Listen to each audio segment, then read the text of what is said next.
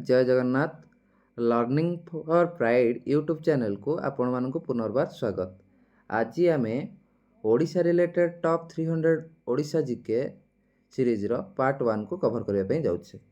जदि आपण माने कॉम्पिटिटिव पे प्रिपेयर होउचंती ते वीडियोटी को शेष पर्यंत देखंतु एवं जदि वीडियोटी भल लगे लाइक शेयर सब्सक्राइब करने पे भूलिबे नहीं। चलंतु डेरी न करी स्टार्ट करिवा। प्रथम क्वेश्चन टी अछि ओडिशा केबे स्वतंत्र राज्यर मान्यता पाइला। ओडिशा 1936 एप्रिल 1 तारिख रे स्वतंत्र राज्यर मान्यता पाइला। केबे ना 1936 एप्रिल 1 तारिख रे स्वतंत्र राज्यर मान्यता पाइला। केउ आईन बल रे ओडिशा एक स्वतंत्र राज्यर मान्यता पाइला ना भारत शासन आईन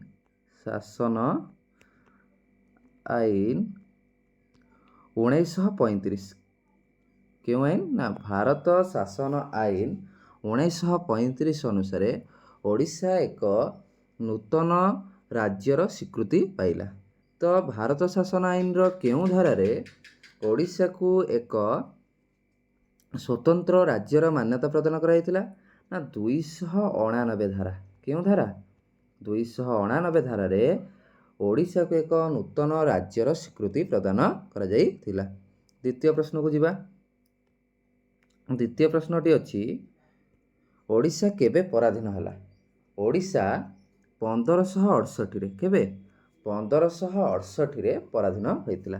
तो 1568 पूर्व किए शासन करुथिले ना ओडिशार शेष स्वाधीन हिंदू राजा होउछन मुकुंद देव। किए मुकुंद देव से केउ डायनेस्टी रो राजा थिले ना भोई डायनेस्टी। केउ डायनेस्टी भोई डायनेस्टी बा भोई राजवंशर राजा थिले। से कहा द्वारा परास्त होइतिले ना करणी डायनेस्टी बा करणी राजवंश। करणी राजवंश द्वारा से कौन होइतिले परास्त होइतिले। तो करणी राजवंशर सेतବେଳେ राजा किए थिले ना राजा थिले सुलेमान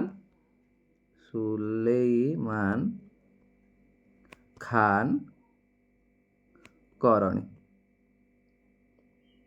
सुलेमान खान करणी कौन थिले ना करणी राजवंशर राजा। सी थिले बेंगल रो सुल्तान। केउठार सुल्तान थिले बेंगल रो सुल्तान। परवर्ती प्रश्न ओडिशार शेष हिंदू राजा किए। ओडिशार शेष हिंदू राजा होउछन्ते मुकुंद देव। किए मुकुंद देव जे कि 1568 रे करणी राजवंश द्वारा परास्त होइतिले। एहा परे ओडिशार शासन कहा तो चली जाइतिला करणी राजवंश को। करणी राजवंश परे ओडिशा रे मोगल माने शासन कले। मोगल मानक परे मराठांक परे ओडिशा रे इंग्रज माने शासन कले। द्वितीय तो जानथिबे जे कि कोन करथिले लिंगराज मंदिर तैयार करथिले। के मंदिर लिंगराज मंदिर। एमिति नरसिंह देव कोन करथिले ना हमर कोणार्क सन टेम्पल। केउं टेम्पल कोणार्क सन टेम्पल बा कोणार्क सूर्य मंदिर तैयारी करथिले। कपिलेन्द्र देव ओडिशा मध्ययुगीय इतिहासर सबुठारु कोन थिले शक्तिशाली राजा थिले। जे कि गंगारू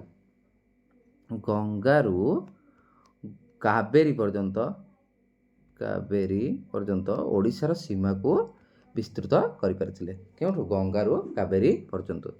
तांकरी समय रे कोन होइतिला ना आमर सारला दास आदिकवि सारला दास कौन रचना करथिले ओडिया महाभारत कपिलेन्द्र देवଙ୍କ ସମୟରେ ସାରଳା ଦାସ ରଚନା କରିଥିଲେ। କପିଳେନ୍ଦ୍ର ଦେବ କ'ଣ କରିଥିଲେ ନା ଗଜପତି ଡାଇନେଷ୍ଟି ବା ଗଜପତି ରାଜବଂଶର ପ୍ରତିଷ୍ଠା କରିଥିଲେ। କେଉଁ ବଂଶ ନା ଗଜପତି ରାଜବଂଶର ପ୍ରତିଷ୍ଠା କରିଥିଲେ। ପରବର୍ତ୍ତୀ ପ୍ରଶ୍ନ କଳିଙ୍ଗ ଯୁଦ୍ଧ କେବେ ହୋଇଥିଲା। ଖ୍ରୀଷ୍ଟପୂର୍ବ 261 ରେ କ'ଣ ହେଇଥିଲା କଳିଙ୍ଗ ଯୁଦ୍ଧ ହେଇଥିଲା। କେବେ ହେଇଥିଲା ଖ୍ରୀଷ୍ଟପୂର୍ବ 261 ରେ କଳିଙ୍ଗ ଯୁଦ୍ଧ ହେଇଥିଲା। କେଉଁ ନଦୀ କୂଳରେ ନା ଦୟା ନଦୀ କୂଳରେ। କେଉଁ ନଦୀ କୂଳରେ ନା ଦୟା ନଦୀ କୂଳରେ। ଖ୍ରୀଷ୍ଟପୂର୍ବ 326 ରେ ଆମର କ'ଣ ହେଇଥିଲା ନା ଆଲେକଜାଣ୍ଡର ଆଉ କୁରୁଙ୍କ ମଧ୍ୟରେ ଯୁଦ୍ଧ ହେଇଥିଲା। ପରବର୍ତ୍ତୀ ପ୍ରଶ୍ନ ଅଶୋକ କେଉଁ ରାଜବଂଶୀୟ ଥିଲେ? ଅଶୋକ ଚୋଳ, ଗୁପ୍ତ, ମୌର୍ଯ୍ୟ, ଗଙ୍ଗ କେଉଁ ରାଜବଂଶୀୟ ଥିଲେ? ନା ମୌର୍ଯ୍ୟ ରାଜବଂଶୀୟ। କେଉଁ ବଂଶୀୟ? ମୌର୍ଯ୍ୟ ରାଜବଂଶୀୟ ଥିଲେ। ପରବର୍ତ୍ତୀ ପ୍ରଶ୍ନ, ଅଶୋକଙ୍କ ଧାର୍ମିକ ଗୁରୁ କିଏ ଥିଲେ? ଅଶୋକଙ୍କ ଧାର୍ମିକ ଗୁରୁ କିଏ? ଉପଗୁପ୍ତ। କିଏ? ଉପଗୁପ୍ତ ଥିଲେ ଅଶୋକଙ୍କ ଧାର୍ମିକ ଗୁରୁ। ସମୁଦ୍ରଗୁପ୍ତଙ୍କୁ କ'ଣ କୁହାଯାଏ? ନା Napoleon of India. Napoleon of India. ଚନ୍ଦ୍ରଗୁପ୍ତଙ୍କର ଗୁରୁ କିଏ? ଚାଣକ୍ୟ। କିଏ? ଚାଣକ୍ୟ। ପରବର୍ତ୍ତୀ ପ୍ରଶ୍ନ, ଅଶୋକଙ୍କ କଳିଙ୍ଗ ଯୁଦ୍ଧ ସମ୍ପର୍କରେ ମୁଖ୍ୟତଃ କେଉଁଠୁ ଜଣାପଡ଼ିଥାଏ? ନା ଅଶୋକଙ୍କ କଳିଙ୍ଗ ଯୁଦ୍ଧ ସମ୍ପର୍କରେ ମୁଖ୍ୟତଃ ଆମେ ରକ୍ ଏଡିକ୍ଟ X IIIରୁ ଜାଣିପାରିବା, ବା ଶିଳାଲିପି X IIIରୁ ଆମେ ଜାଣିପାରିବା। ଏଇଟା ଗୋଟେ ଇମ୍ପୋର୍ଟାଣ୍ଟ କ୍ୱେଶ୍ଚିନ୍। ପରବର୍ତ୍ତୀ ପ୍ରଶ୍ନ, ଓଡ଼ିଶାର ଉଚ୍ଚତମ ପର୍ବତ ଶୃଙ୍ଗର ନାମ କ'ଣ? ଓଡ଼ିଶାର ଉଚ୍ଚତମ ପର୍ବତ ଶୃଙ୍ଗ ହେଉଛି କିଏ? ଦେଓମାଳି। ତ ଦେଓମାଳିର ଉଚ୍ଚତା କେତେ? ନା 1672 ମିଟର।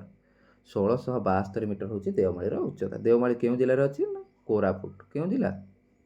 କୋରାପୁଟ ଜିଲ୍ଲାରେ ଦେଓମାଳି ଅବସ୍ଥିତ।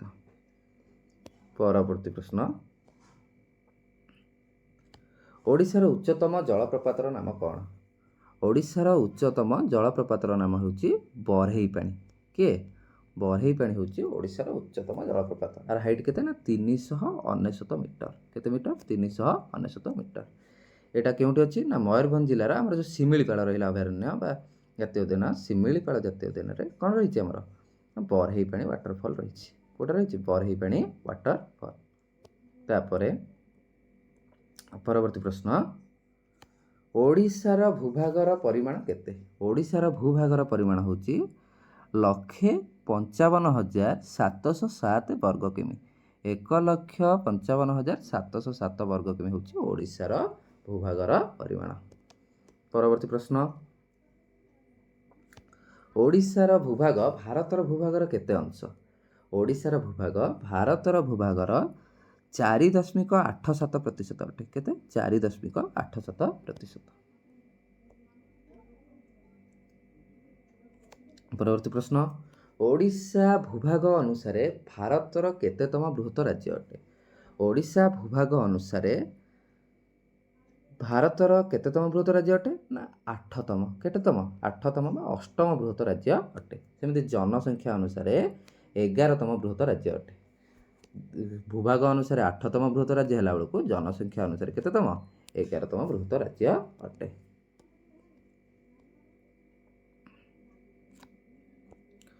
ଓଡ଼ିଶାର ଉପକୂଳ କେତେ କିମି ଅଟେ? ଓଡ଼ିଶାର ଉପକୂଳ କେତେ କିମି? ନା 480 କିମି। ଅପସନ୍ ଏ ଥିବ କେତେ? 485 କିମି। କେତେ କିମି? 485 କିମି।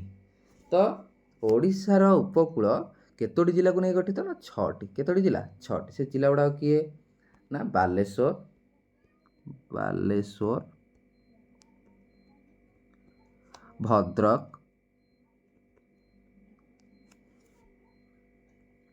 ଭଦ୍ରକ, କେନ୍ଦ୍ରାପଡ଼ା,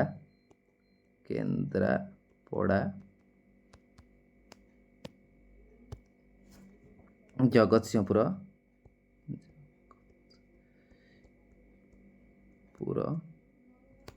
ପୁରୀ, ଗଞ୍ଜାମ। ତ କେତେଟା ଜିଲ୍ଲା ହେଲା? 6ଟା। ବାଲେଶ୍ୱର, ଭଦ୍ରକ, କେନ୍ଦ୍ରାପଡ଼ା, ଜଗତସିଂହପୁର, ପୁରୀ, ଗଞ୍ଜାମ। ତ ଏଇ 6ଟା ଜିଲ୍ଲାକୁ ନେଇ ଓଡ଼ିଶାର ଉପକୂଳ ଗଠିତ। ପରବର୍ତ୍ତୀ ପ୍ରଶ୍ନ, ଓଡ଼ିଶାର ରାଜଧାନୀ କେବେ କଟକରୁ ଭୁବନେଶ୍ୱରକୁ ସ୍ଥାନାନ୍ତରିତ ହୋଇଥିଲା? ଓଡ଼ିଶାର ରାଜଧାନୀ 1948ରେ। କେବେ? 1948ରେ କଟକରୁ ଭୁବନେଶ୍ୱରକୁ ସ୍ଥାନାନ୍ତରିତ ହୋଇଥିଲା।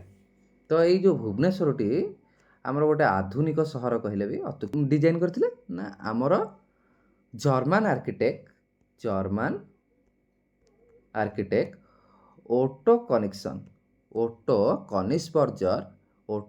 କନିସ୍ବର୍ଜର ଜର୍ମାନ ଆର୍କିଟେକ୍ଟ ଓଟୋ କନିସ୍ବର୍ଜର କ'ଣ କରିଥିଲେ?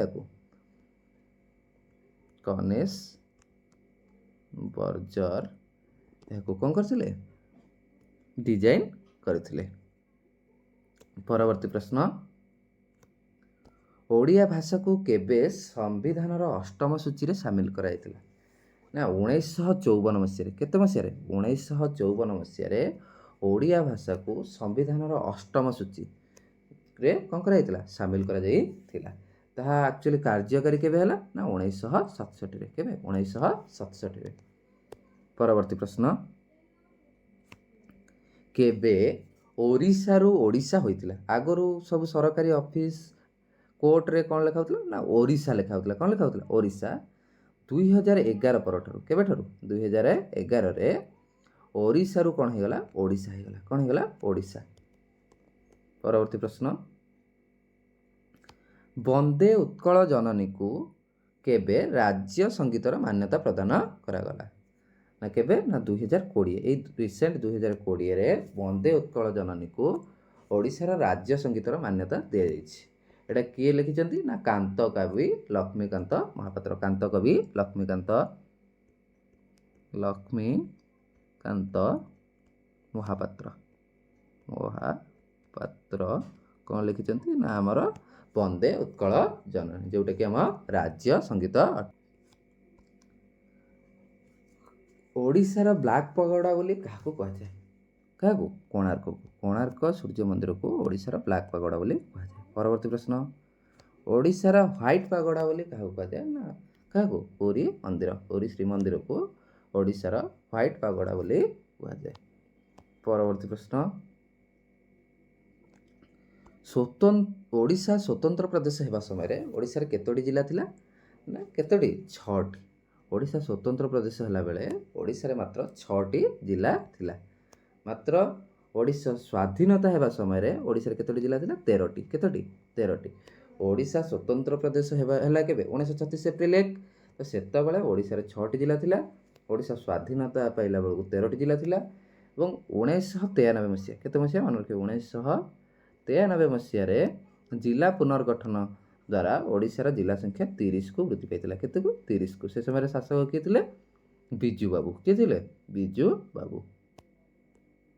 ପରବର୍ତ୍ତୀ ପ୍ରଶ୍ନ,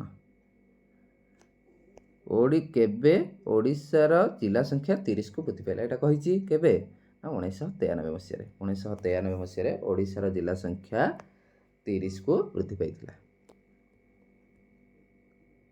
ପରବର୍ତ୍ତୀ ପ୍ରଶ୍ନ, ଦେଶ ସ୍ୱାଧୀନ ହେବା ସମୟରେ ଓଡ଼ିଶାର ଜିଲ୍ଲା ସଂଖ୍ୟା କେତେ? ଏଇଟା ବି କହିଛି କେତେ? 13ଟି। କେତୋଟି? 13ଟି।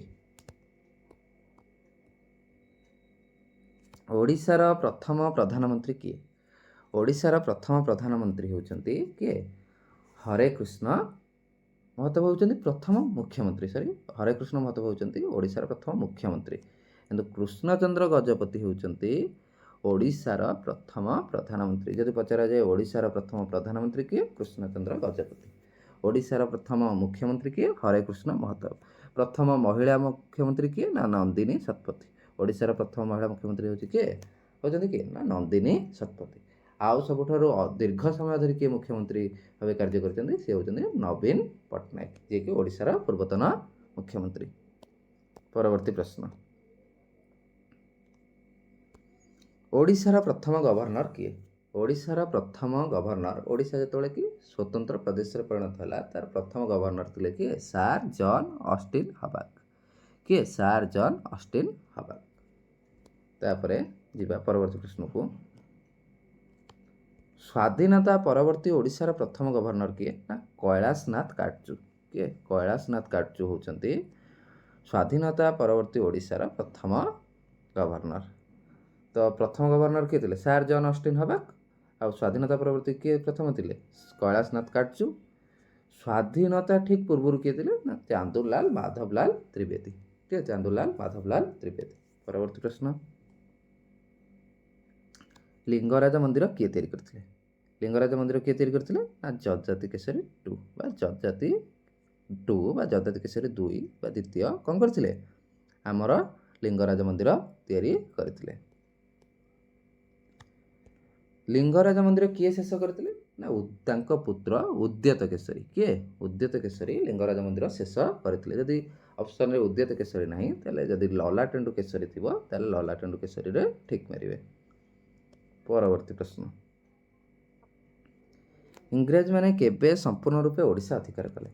ନା 1803 ମସିହା। କେବେ? 1803 ମସିହାରେ ଇଂରେଜମାନେ ସମ୍ପୂର୍ଣ୍ଣ ଓଡ଼ିଶା ଅଧିକାର କରିଥିଲେ। ପରବର୍ତ୍ତୀ ପ୍ରଶ୍ନ, କେଉଁ ଓଡ଼ିଆ ଅଧିକାରୀ ଭାରତୀୟ ପାଣିପାଗ ବିଭାଗର ନିର୍ଦ୍ଦେଶକ ରୂପେ କାର୍ଯ୍ୟ କରୁଛନ୍ତି? ନା କିଏ? ମୃତ୍ୟୁଞ୍ଜୟ ମହାପାତ୍ର। ମୃତ୍ୟୁଞ୍ଜୟ ମହାପାତ୍ର କ'ଣ କରୁଛନ୍ତି? ନା ଭାରତୀୟ ପାଣିପାଗ ବିଭାଗର ନିର୍ଦ୍ଦେଶକ ଭାବେ କ'ଣ କରୁଛନ୍ତି? ଡିଜି ଭାବେ କାର୍ଯ୍ୟ କରୁଛନ୍ତି। ଶକ୍ତିକାନ୍ତ ଦାସ ତ ଆପଣମାନେ ଜାଣିଥିବେ RBI ଗଭର୍ଣ୍ଣର ରୂପେ କାର୍ଯ୍ୟ କରୁଛନ୍ତି, ଆଉ ଜଣେ ଓଡ଼ିଆ। PK ମିଶ୍ର ପ୍ରଧାନମନ୍ତ୍ରୀଙ୍କର ବ୍ୟକ୍ତିଗତ ସଚିବ, ମୁଖ୍ୟ ସଚିବ ରୂପେ କାର୍ଯ୍ୟ କରୁଛନ୍ତି କି? PK ମିଶ୍ର। ପରବର୍ତ୍ତୀ ପ୍ରଶ୍ନ,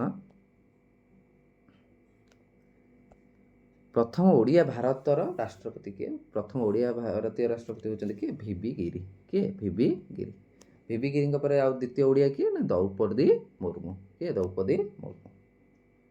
ପରବର୍ତ୍ତୀ ପ୍ରଶ୍ନକୁ ଯିବା। ଏସିଆର ସର୍ବବୃହତ ଗ୍ରାମର ନାମ କ'ଣ? ଏସିଆର ସର୍ବବୃହତ ଗ୍ରାମ ହେଉଛି କିଏ? ଭୁବନ। ଭୁବନ କେଉଁ ଜିଲ୍ଲାରେ ଅଛି? ଢେଙ୍କାନାଳ ଜିଲ୍ଲା। କେଉଁ ଜିଲ୍ଲା? ଢେଙ୍କାନାଳ ଜିଲ୍ଲାରେ ଭୁବନ ଅଛି। ପରବର୍ତ୍ତୀ ପ୍ରଶ୍ନକୁ ଯିବା। ଓଡ଼ିଶାର କେଉଁ ଗ୍ରାମ ପଟ୍ଟଚିତ୍ର ପାଇଁ ପ୍ରସିଦ୍ଧ? ଓଡ଼ିଶାର ରଘୁରାଜପୁର। କେଉଁ ଗ୍ରାମ? ରଘୁରାଜପୁର, ଯେଉଁଟାକି ପୁରୀ ଜିଲ୍ଲାରେ ଅବସ୍ଥିତ। କେଉଁ ଜିଲ୍ଲା? ପୁରୀ ଜିଲ୍ଲାରେ ଅବସ୍ଥିତ। ଏଇଟା ପଟ୍ଟଚିତ୍ର ପାଇଁ ପ୍ରସିଦ୍ଧି ଲାଭ କରିଛି। ପରବର୍ତ୍ତୀ ପ୍ରଶ୍ନ, ପ୍ରଥମ ଓଡ଼ିଆ ସୁପ୍ରିମକୋର୍ଟ ମୁଖ୍ୟ ବିଚାରପତି ହେଉଛନ୍ତି କିଏ? ନା ରଙ୍ଗନାଥ ମିଶ୍ର। କିଏ? ରଙ୍ଗନାଥ ମିଶ୍ର। ତାପରେ କି ଆମର ଆଉ ଜଣେ ଓଡ଼ିଆ କିଏ ହେଇଥିଲେ? ଦୀପକ ମିଶ୍ର ହୋଇଥିଲେ କ'ଣ? ସୁପ୍ରିମକୋର୍ଟର ମୁଖ୍ୟ ବିଚାରପତି।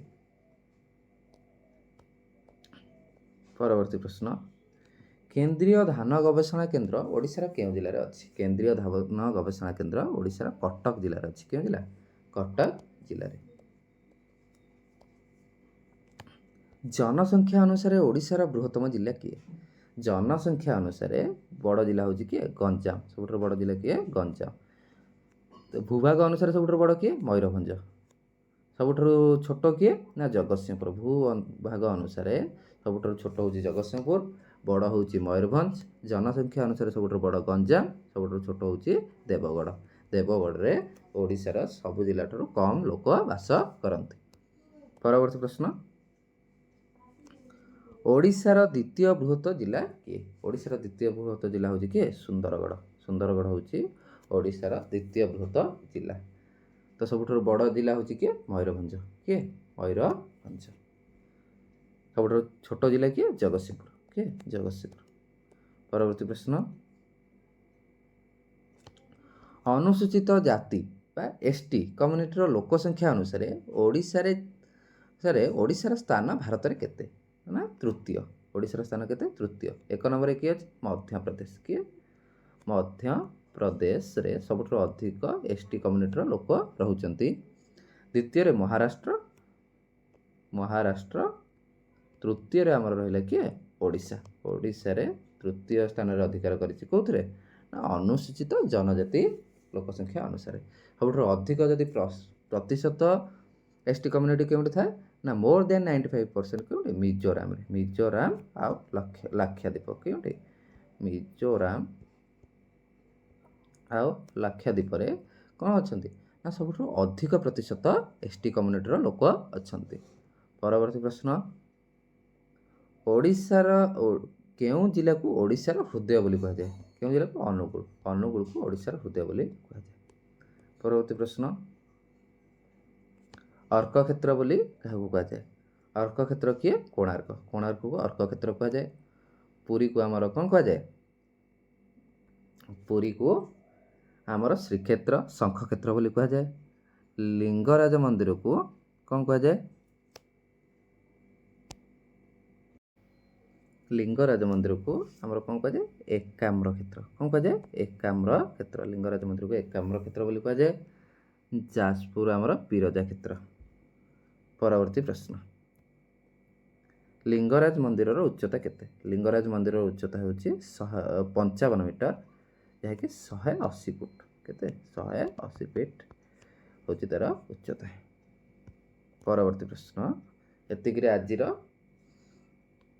କ୍ଲାସ୍ଟି ଆଜି ଏତିକିରେ ଶେଷ ହୋଇଯାଇଛି। ଆମେ ପରବର୍ତ୍ତୀ କ୍ଲାସ୍ରେ ବା ପାର୍ଟ 2 ଭିଡ଼ିଓରେ ଆଉ ଆଗକୁ ଯିବା। ଓଡ଼ିଶା ରିଲେଟେଡ୍ ଆହୁରି ଇମ୍ପୋର୍ଟାଣ୍ଟ ଜିକେ ଗୁଡ଼ିକ ଆଲୋଚନା କରିବା। ଯଦି ଓଡ଼ିଶାର ହିଷ୍ଟ୍ରି ଜିଓଗ୍ରାଫି ବିଷୟରେ ଡିଟେଲରେ ଜାଣିବା ପାଇଁ ଚାହୁଁଛନ୍ତି ତେବେ କମେଣ୍ଟ କରନ୍ତୁ ଭିଡ଼ିଓ ପ୍ରସ୍ତୁତ କରିବା ପାଇଁ। ତେବେ ମୁଁ ନିଶ୍ଚିନ୍ତ ରୂପେ ଆପଣମାନଙ୍କ ପାଇଁ ଭିଡ଼ିଓ ପ୍ରସ୍ତୁତ କରିବି। ଧନ୍ୟବାଦ ରହୁଛି। ଯଦି ଭିଡ଼ିଓଟି ଭଲ ଲାଗିଥାଏ ଚ୍ୟାନେଲକୁ ଲାଇକ୍ ସେୟାର ସବସ୍କ୍ରାଇବ୍ କରିବେ।